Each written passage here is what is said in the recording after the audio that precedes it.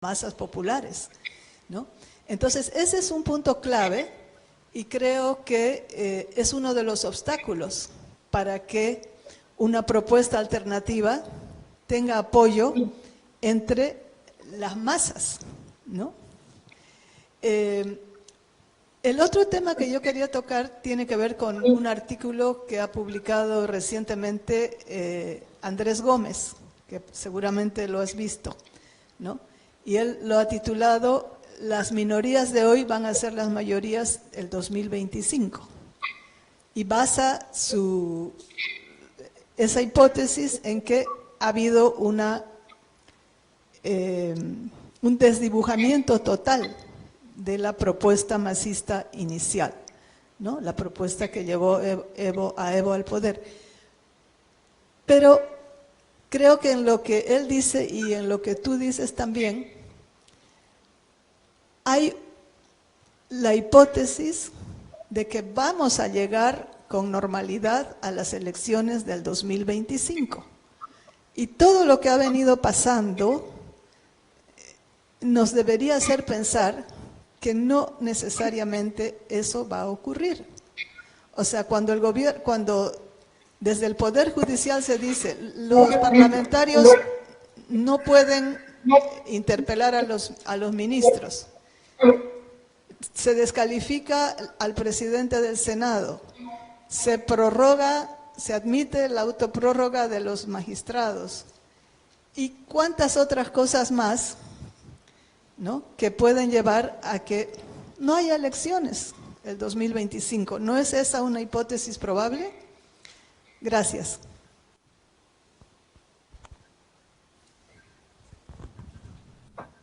Por favor, Juan. Sí, coincido plenamente con Rosita. Pero bueno, no era la temática, ¿no? Es muy importante, sí, es muy importante señalarlo, ¿no? Miren, yo creo que lo que está pasando en este momento, el problema de las elecciones judiciales, está encubriendo el problema de fondo, que lo ha traído a colación de manera muy pertinente Rosita Talavera. Claro, cómo no. El problema de fondo es de que don Evo Morales y su corriente no van a cejar en la candidatura de Evo Morales. Y esa candidatura es ilegal, es inconstitucional. Ya lo era, pues, el año 2019. Y ahora lo es mucho más visiblemente, porque por X o por Z, no voy a entrar en detalles, hay una declaración constitucional. O sea, hay una interpretación vía declarativa, vía declaración, del artículo 168 de la Constitución, que con otro tema, con motivo de la elección o reelección de los jueces, trae a colación esta temática y señala con claridad de que el derecho, la reelección no es un derecho humano. Seguramente se podrá arguir de que no es, esta declaración no está referida a la reelección presidencial, pero es parte de sus considerandos y de acuerdo al procedimiento constitucional, la parte considerativa es tan vinculante como la parte resolutiva.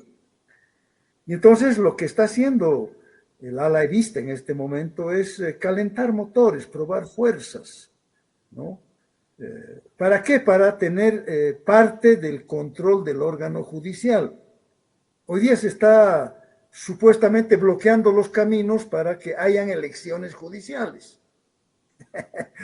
Claro, el que ha desfigurado en absoluto las elecciones judiciales, el que ha instrumentado absolutamente también el copamiento judicial, ahora dice que está defendiendo elecciones judiciales para que tengamos una justicia no subordinada al poder político. Están peleándose con Arce.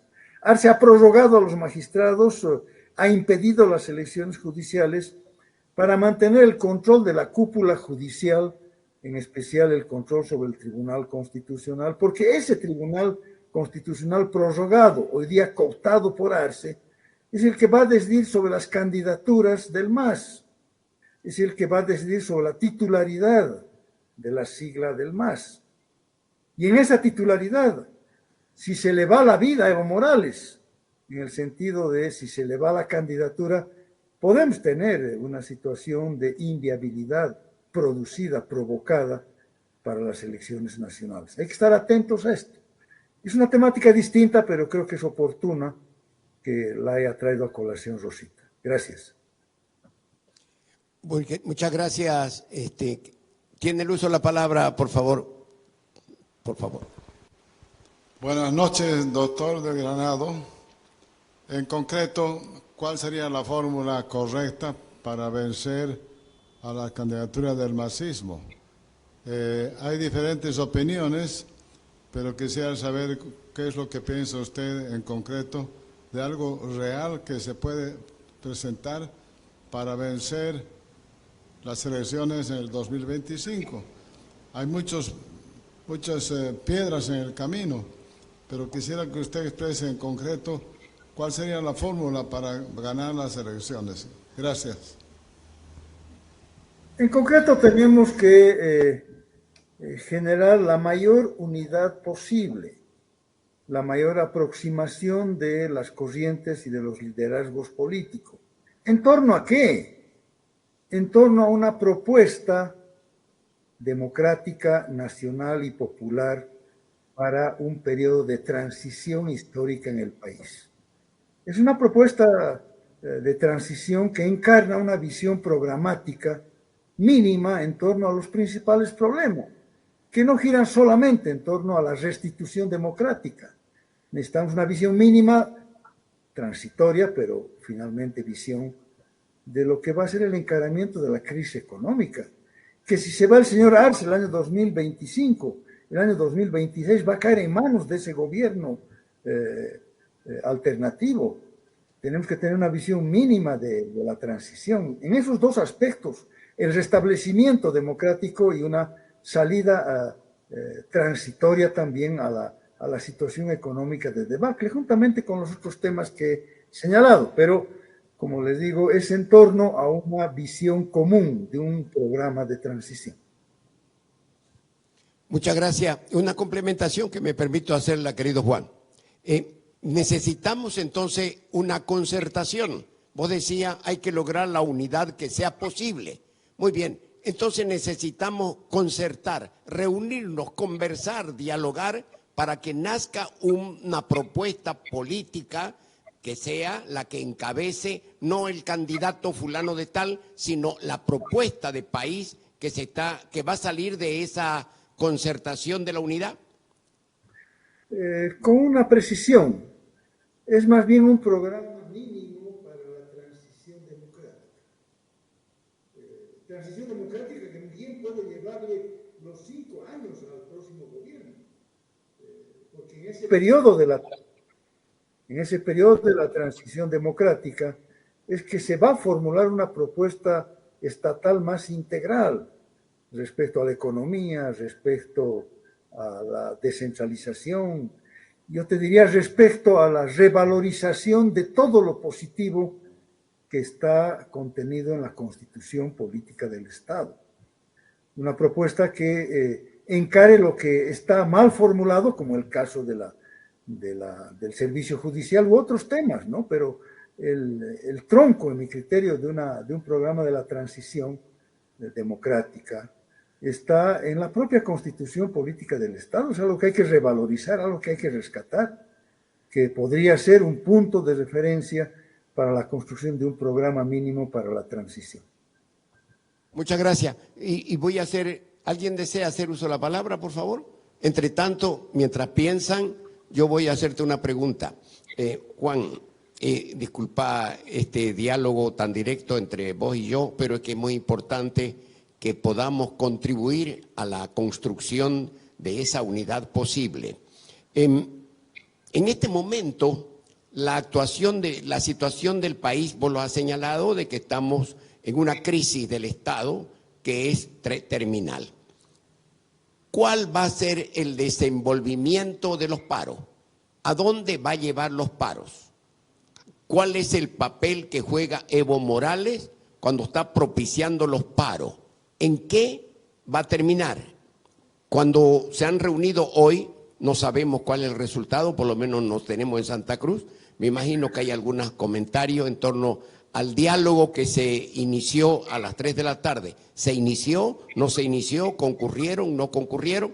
Pero lo evidente del caso es cómo va a terminar. ¿Cuál es tu apreciación en esta situación tan especial y que nosotros con mira a la construcción de la unidad posible?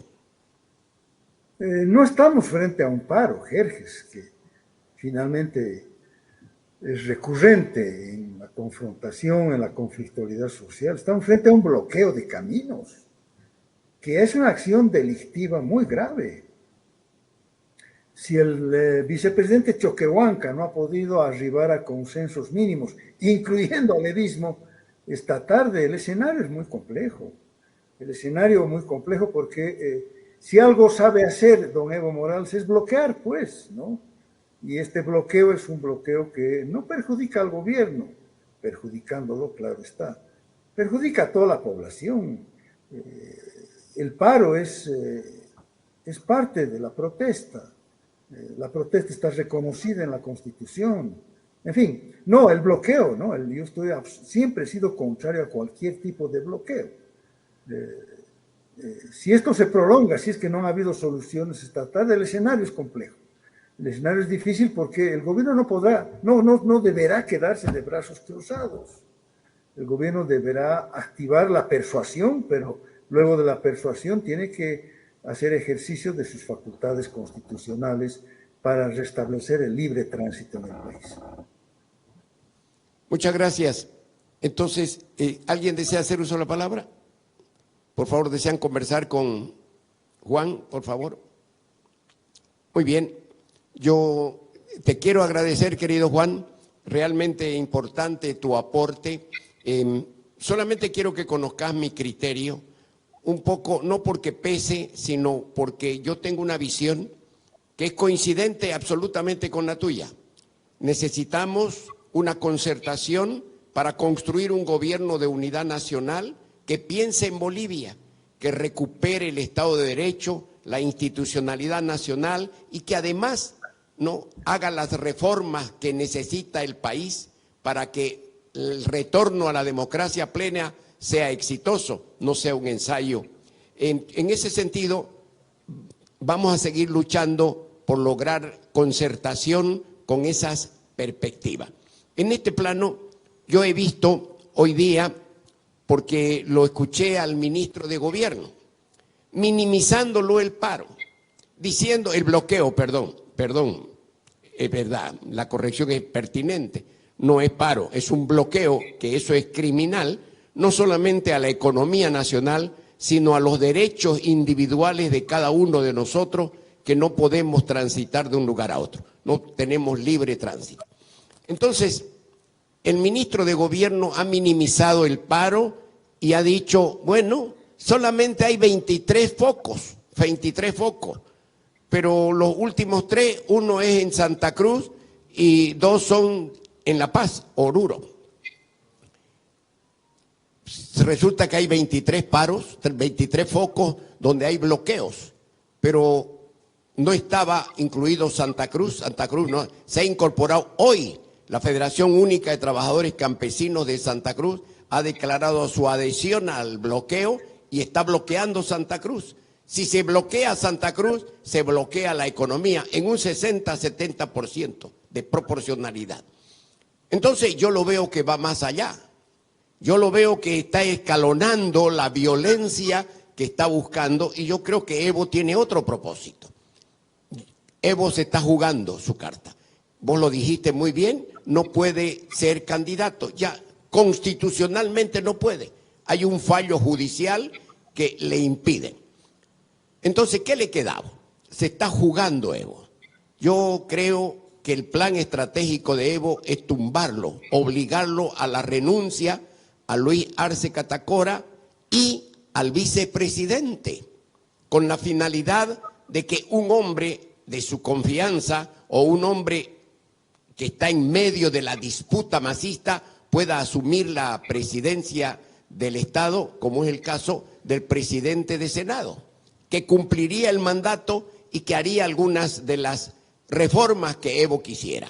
Entonces, yo miro que el plan de Evo no está sencillamente en un bloqueo, está en la necesidad de obligarlo, porque ¿por qué se ha esperado una semana para que Santa Cruz se incorpore al bloqueo? Se va a esperar otra semana para que otra región se incorpore al bloqueo. O sea, es un ahogo que se está haciendo contra el gobierno. Y yo pienso que hay un plan premeditado que es provocar la renuncia del presidente y del vicepresidente a fin de que asuma Andrónico como presidente de la Cámara de Senadores. Esa es mi opinión. No sé si querés hacer un comentario sobre eso, querido Juan. Vamos a estar atentos, Jerjes, querido, al desarrollo de los acontecimientos. Lo vamos a ver muy fácilmente en estos días. Espero que esto no ocurra, ¿no? Porque va a ser un desbarajuste muy grande, desbarajuste en el sentido de un desordenamiento ya absoluto de la dinámica institucional, de la vida pública, del quehacer nacional, ¿no? Y por tanto se puede malograr todo, Y cuando se malogra todo, claro, estamos siempre caminando al borde del abismo. Espero que no ocurra esto. Sin embargo, tienes algunos elementos razonables, como ya lo expresó Rosita Talavera cuando me hizo con mucha pertinencia su pregunta. Sí, Evo Morales va a ser candidato y en su afán puede poner en riesgo la poca estabilidad democrática, la poca institucionalidad que nos queda.